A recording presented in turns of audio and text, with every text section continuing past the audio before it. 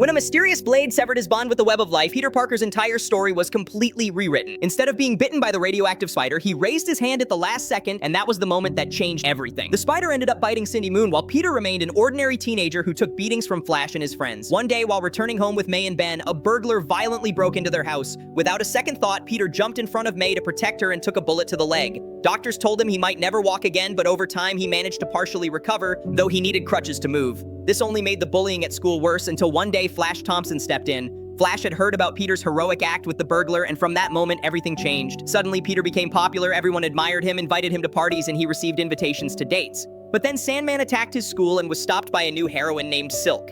Peter was completely fascinated by her, while Jonah called her a public menace. Flash started mocking Peter, telling him he'd soon create a fan club dedicated to Silk, but then suggested he use his intelligence to work with her. Peter took that advice seriously. He spent hours developing advanced technology, including a special signal capable of alerting Silk's spider sense. When they finally met, Peter showed her all the gadgets he had created for her. Silk agreed to use them in combat, and these devices helped her so much that they even changed Jonah's opinion of her. Peter graduated with honors and received a scholarship from Norman Osborn. Years later, he became Employee of the Month at Oscorp. However, in another dimension, Queen Shatra was celebrating having severed the web of life connection of nearly all the Spider-Men in the multiverse. Peter began receiving strange messages written by spiders, while Shatra infected the web, expanding her power through alternate realities. The last surviving Spideys desperately tried to stop her until Felicia revealed she had the original blade capable of cutting connections to the web. They used that blade to stab Morlun, releasing all the spider souls he had devoured over the years. This healed the web of life, and finally Peter regained his connection, returning to his true destiny as the Amazing Spider-Man.